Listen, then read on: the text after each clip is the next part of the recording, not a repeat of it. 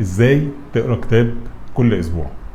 طبعا معظمنا من الناس اللي بيحبوا يطوروا نفسهم ويتعلموا باستمرار بتبقى القراءة دي حاجة مهمة جدا في الروتين بتاع اليوم بتاعهم، او يعني في الحياة بتاعتهم بشكل عام، لان المعلومات اللي احنا بنتعلمها يعني اسهل طريقة نجيبها منها هي الكتاب.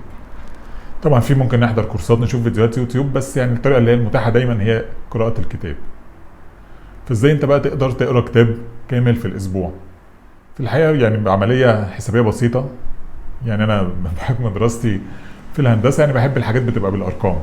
يعني المتوسط عدد الكلمات اللي في الكتاب الواحد يعني قول من 40,000 كلمة ل 50,000 كلمة، اللي هي الكتب يعني المتوسطة اللي احنا معظمنا بنقراها دلوقتي. واحنا ممكن في فيديو قبل كده كنا قلنا ان يعني لو انت مش عايز بقى، مش مقتنع خالص بالقراءة السريعة ومش عايز بقى تستخدم طرق القراءة السريعة وبتقول انا بحب اقرا بالسرعة العادية بتاعتي، فالسرعة العادية بتاعتك دي اللي هي زي ما احنا قلنا هي سرعة الكلام، لان انت بشكل لا ارادي كل كلمه بتقراها بتكررها تاني يا اما بشفايفك يا اما في مخك، فبالتالي بتلمت سرعه القراءه لسرعه الكلام. سرعه الكلام دي قد ايه؟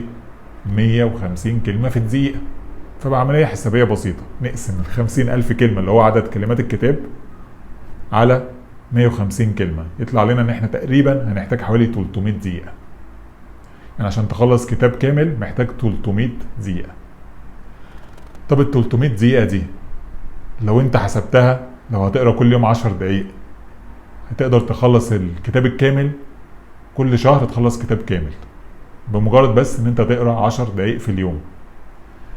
لو انت يعني خلاص بقى يومك مشغول قوي وما عندكش غير 10 دقايق في اليوم، واعتقد مهما كان يومك مشغول تقدر توفر ال 10 دقايق دي.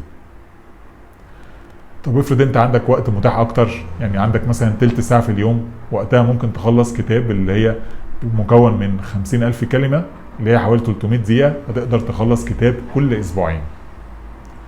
طب افرض بقى يعني انت خصصت يوميا 40 دقيقة في يومك وانت بتقرا بأبطأ سرعة ممكن تقرا بيها عشان القراءة، وقتها هتلاحظ ان انت بعملية حسابية بسيطة هتخلص كتاب كامل في الاسبوع. فلو انت عايز كل اسبوع تقرا كتاب جديد في اي مجال من المجالات اللي انت حاطط لنفسك اهداف انك تقرا فيها، هتقدر تخلص كتاب كل اسبوع لو استمريت على العادة دي. اهم حاجة انك تبدأ.